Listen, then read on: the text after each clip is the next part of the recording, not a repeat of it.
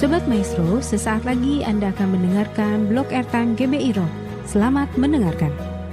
Tema kita kali ini adalah Loving the King. Mengasihi Sang Raja. Kita tahu bahwa cinta adalah sesuatu yang sangat bermakna di dalam kehidupan. Dan orang yang jatuh cinta akan menunjukkan tanda-tanda di dalam ekspresi kehidupannya. Orang bisa menyembunyikan kalau dia lagi sedih. Orang bisa berpura-pura untuk hal-hal yang lain. Apakah dia miskin pura-pura kaya? Kaya pura-pura miskin, kan ada juga. Nah itu bisa dalam kepura-puraan. Tapi kalau jatuh cinta, ketahuan. Makanya orang yang jatuh cinta, kadang-kadang dia adalah orang yang tidak mau rapi dalam pakaiannya. Tapi begitu jatuh cinta, ops. Di depan cermin, rapikan dulu. Udah keren belum ya?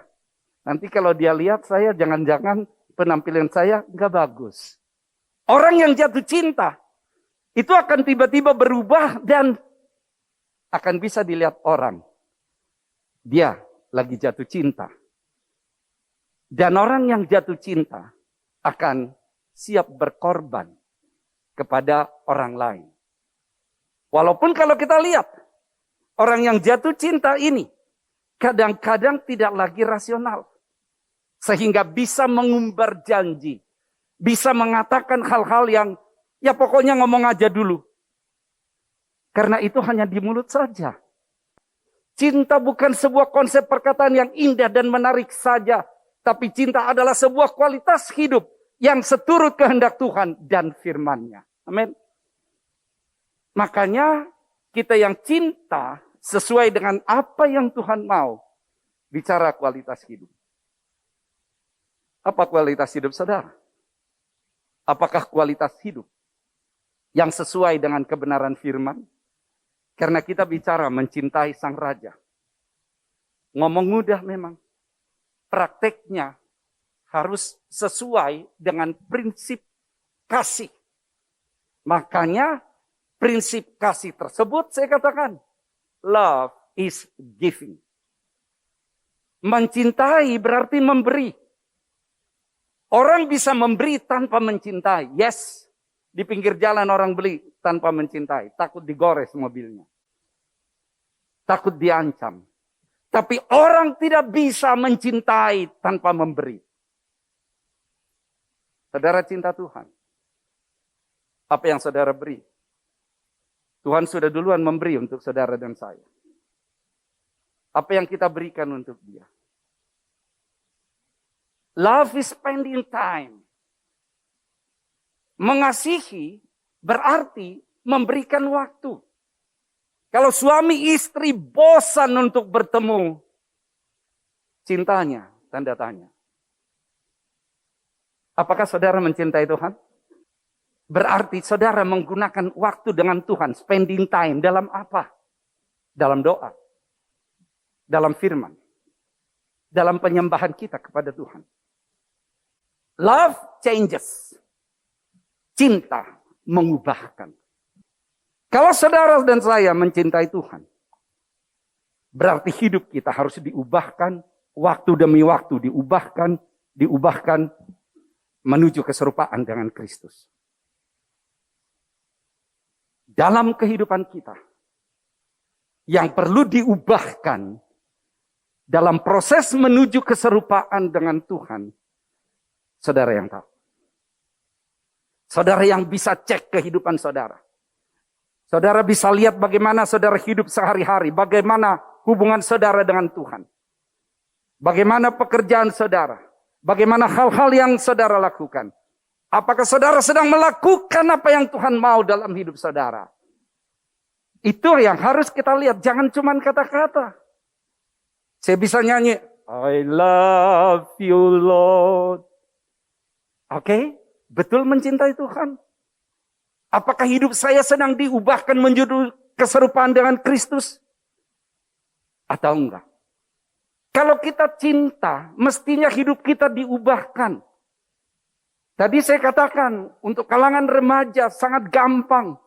Orang yang jatuh cinta, yang tadinya malas mandi jadi rajin mandi. Orang yang jatuh cinta, yang tadinya nggak mau pakai parfum, jadi parfumnya banyak-banyak. Rapi. Karena ada perubahan dari yang dikasihi. Karena yang dikasihi. Makanya disebut closeness is likeness. Kedekatan itu akan membangun keserupaan. Kalau kita dekat dengan Kristus, keserupaan dengan Kristus akan terbangun. Karena kita senantiasa introspeksi kepada diri kita. 1 Yohanes 4 ayat 19. Kita mengasihi karena Allah lebih dahulu mengasihi kita. Sebenarnya Tuhan sudah investasikan kasih itu dalam hidup kita. Itulah yang kemudian kita impartasikan kepada orang lain. Karena kita nggak bisa mengasihi dengan benar kalau Tuhan belum mengasihi kita. Dan dikatakan dalam Efesus 6 ayat 24. Kasih karunia menyertai semua orang yang mengasihi Tuhan kita Yesus Kristus dengan kasih yang tidak binasa. Kita bisa mengasihi itu karena kasih karunia. Karena kalau kita terbelenggu dengan prinsip-prinsip yang datang dari dunia ini, maka prinsip kasih dalam hidup kita akan berbeda dengan prinsip kasih yang benar. Lalu orang katakan, apa sih yang sedang kamu ekspresikan? Love atau lust? Cinta atau nafsu? Karena kalau cinta seperti tadi, memberi. Artinya orang yang mencintai rela berkorban untuk orang lain semakin baik. Karena itulah kita lihat yang diekspresikan orang yang sedang cinta kepada Tuhan harus kita lihat benarnya. Jangan langsung ambil kesimpulan, oh dia rajin ke gereja, dia cinta Tuhan. Oke. Yang cinta Tuhan memang rajin ke gereja. Tapi ada orang yang rajin ke gereja karena dia sedang membidik. Ada di sana calon yang bisa jadi customer saya. Firman Tuhan dalam Yohanes 14 ayat 15 sampai 17, 21, 23. Jikalau kamu mengasihi aku, kamu akan menuruti segala perintahku. Jemaat Tuhan. Sama-sama ayat 23. Jawab Yesus, jika seorang mengasihi aku, ia akan menuruti firmanku. Dan Bapakku akan mengasihi dia dan kami akan datang kepadanya dan diam bersama-sama dengan dia. Itu mengasihi Tuhan. Jadi kalau firman ini, kita lihat siapa yang mengasihi aku seperti yang dikatakan oleh Pak Arifin tadi. Mereka yang menuruti segala perintahku. Saudara dan saya tahu apa yang jadi perintah Tuhan dalam hidup kita. Kita mengerti apa yang Tuhan mau dalam hidup kita. Apakah kita menuruti perintah Tuhan itu? Kalau kita tidak menuruti perintah Tuhan itu, maka kita sedang tidak mengasihi Tuhan. Kita sedang tidak mencintai Dia. Dan saudara dan saya tahu apa itu yang sedang kita tidak mencintai Tuhan. Dan Tuhan menyertai kita dengan penolong untuk menyertai kita. Kalau kita bilang, aku tidak mampu Tuhan. Tuhan memberikan penolong. Dalam hal apa engkau tidak mampu? Mungkin kau katakan, aku tidak mampu menghadapi tantangan ekonomi ini. Tuhan menyertaimu. Kalau engkau katakan, aku tidak mampu untuk mengontrol emosiku. Tuhan memberikan penolong supaya engkau berubah. Dalam hal apa engkau katakan tidak mampu? Makanya dikatakan di sini, penolong yang lain, Roh Kudus menyertai kamu. Ia menyertai kamu dan akan diam di dalam kamu. Barang siapa mengasihi aku, dia dikasihi oleh Bapakku. Dikasihi oleh Bapa kita. Aku pun akan mengasihi dia dan akan menyatakan diriku kepadanya. Yesus menyatakan diri kepada saudara dan saya.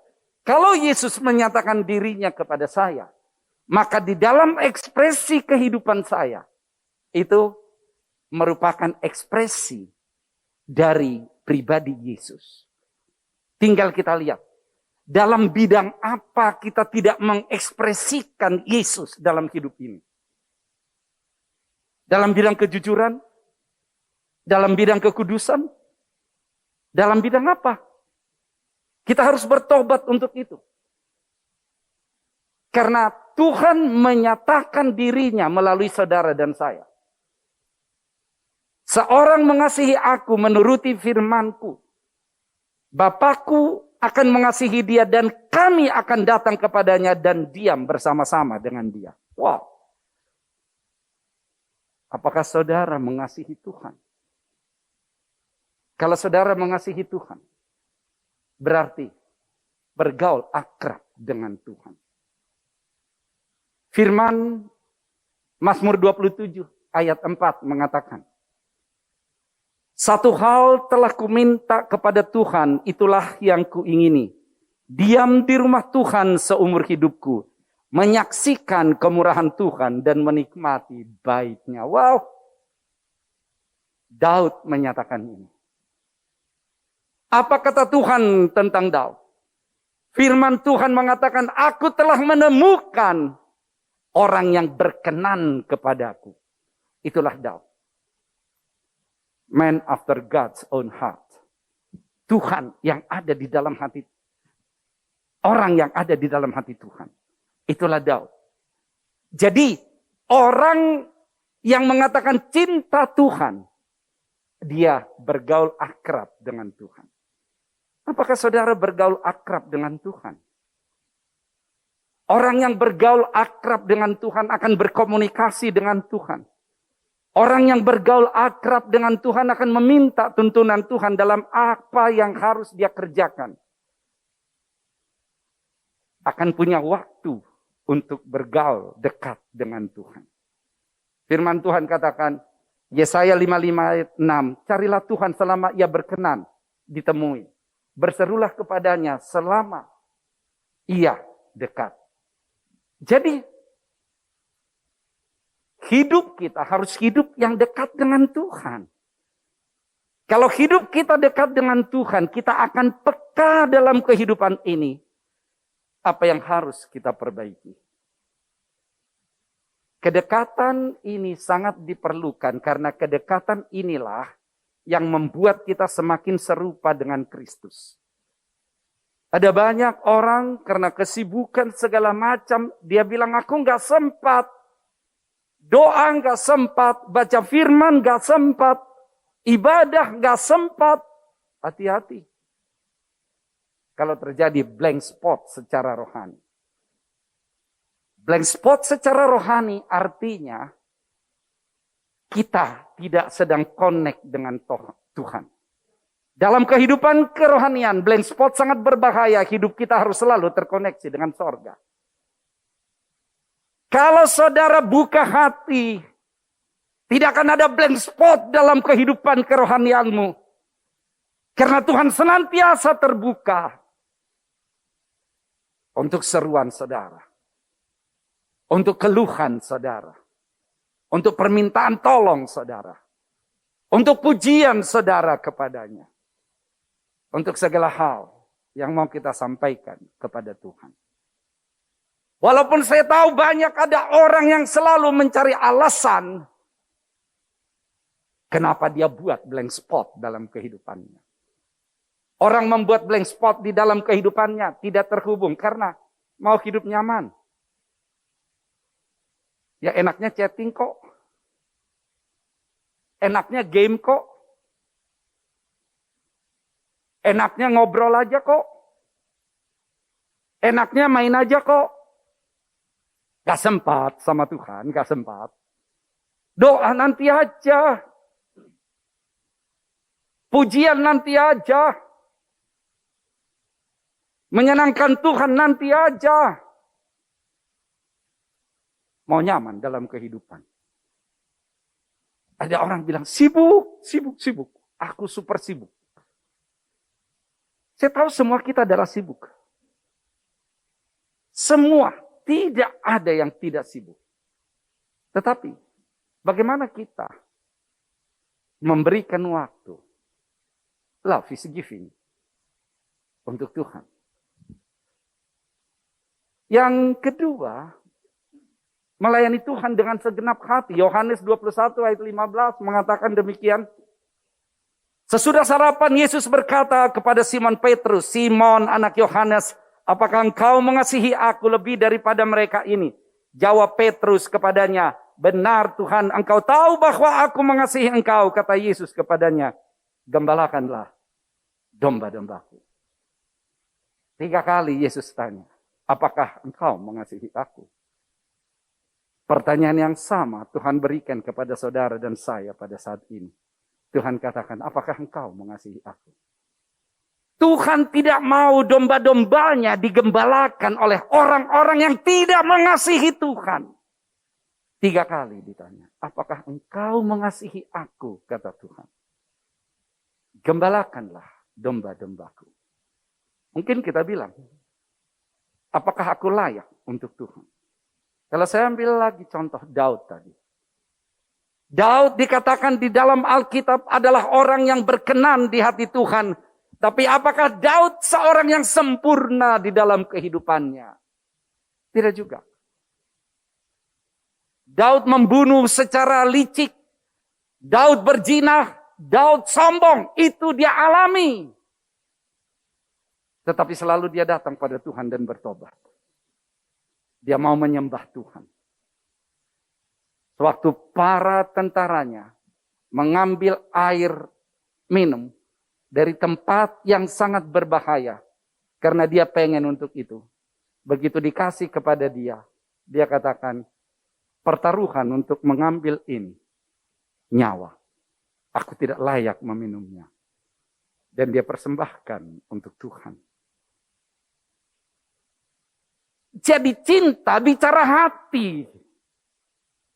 Kalau kita cinta Tuhan berarti hati kita mencintainya.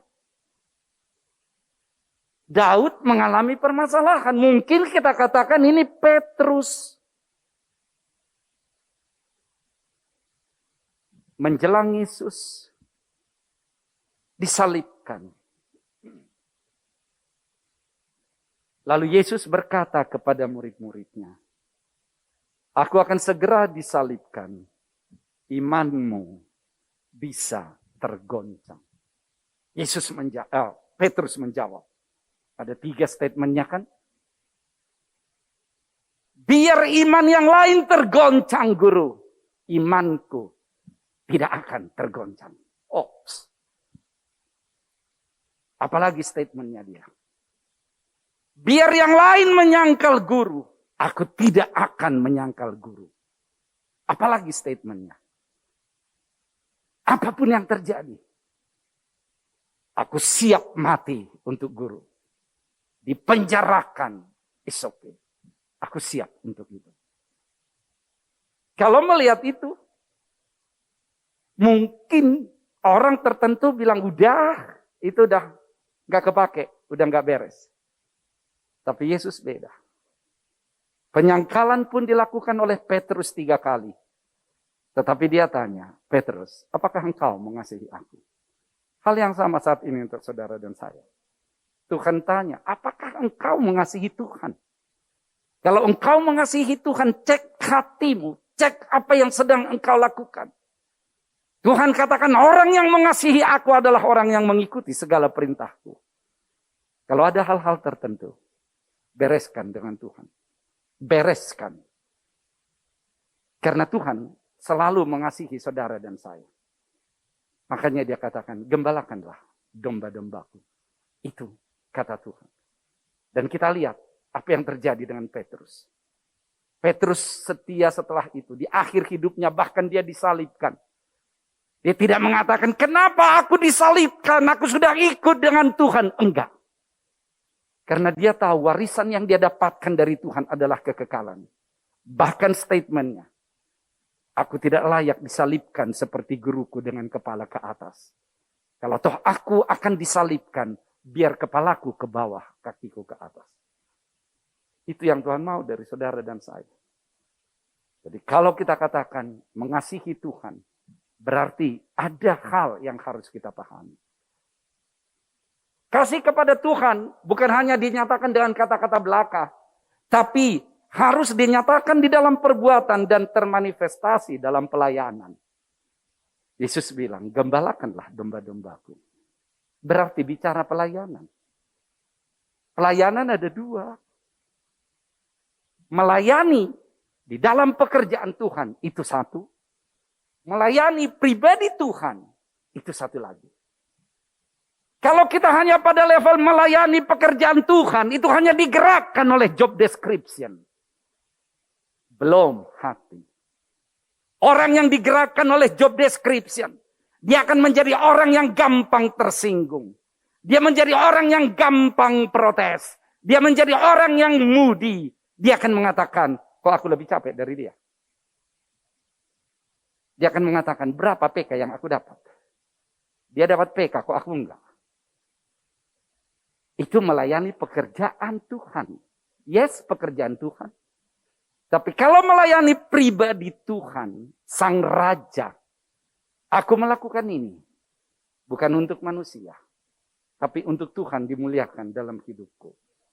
Dan kalau kita bicara pelayanan, sebetulnya pelayanan itu bukan hanya di gereja saja. Kita melayani di gereja, yes perlu, karena perlu banyak pekerja yang dibutuhkan oleh Tuhan. Tapi ini bicara 7 aspek kehidupan, 7K, kita tahu. Ada kerohanian di sana. Ada karakter di sana. Ada kesehatan di sana. Ada keluarga di sana. Ada karir di sana. Ada komunitas di sana. Satu lagi apa? Keuangan. Berarti keuangan kita pun harus ikut melayani Tuhan. Makanya dikatakan, Matius 25 ayat 40. Dan raja itu akan menjawab mereka, aku berkata kepadamu sesungguhnya segala sesuatu yang kamu lakukan untuk salah seorang dari saudaraku yang paling hina ini, kamu telah melakukannya untuk aku. Berarti kalau kita melayani, Tuhan katakan kamu lakukan pelayananmu itu, kamu sedang melakukan untuk aku. Kalau kita komplain di dalam pelayanan itu, berarti kita sedang komplain kepada Tuhan Sang Raja. Yang ketiga, memikul salib dan mengikut Kristus. Apakah Bapak Ibu Saudara mengasihi Tuhan? Bukan sekedar ke gunung aku ikut, ke salju aku turut. Bukan sekedar itu. Menangis kita bersama, tertawa kita berdua. Bukan sekedar itu. Bicara kualitas kehidupan yang sesuai dengan firman Tuhan. Dan firman Tuhan berkata dalam Matius 10:38-39. Barang siapa tidak memikul salibnya dan mengikut aku, ia tidak layak bagiku. Barang siapa mempertahankan nyawanya, ia akan kehilangan nyawanya. Dan barang siapa kehilangan nyawanya karena aku, ia akan memperolehnya. Berarti ikut Tuhan. Bukan bicara kenyamanan kehidupan. Kadang orang berpikir hanya simpel. Kalau kamu ikut Tuhan, kamu diberkati. Kalau kamu ikut Tuhan, kamu sehat. Kalau kamu ikut Tuhan, karirmu naik. Kalau kamu ikut Tuhan, segala macam. Kita tidak sedang berbisnis dengan Tuhan. Tuhan bisa berikan berkat buat saudara. Tuhan bisa berikan kesehatan buat saudara. Tuhan bisa berikan kesuksesan buat saudara. Tapi apapun harganya, mengikut Tuhan adalah suatu keputusan. Menghadapi goncangan, kalau engkau mengenal Tuhan dan Allahmu, engkau akan tetap kuat dan bertindak. Terima kasih Anda telah mendengarkan Blog Airtime GBI Rock. Tuhan memberkati.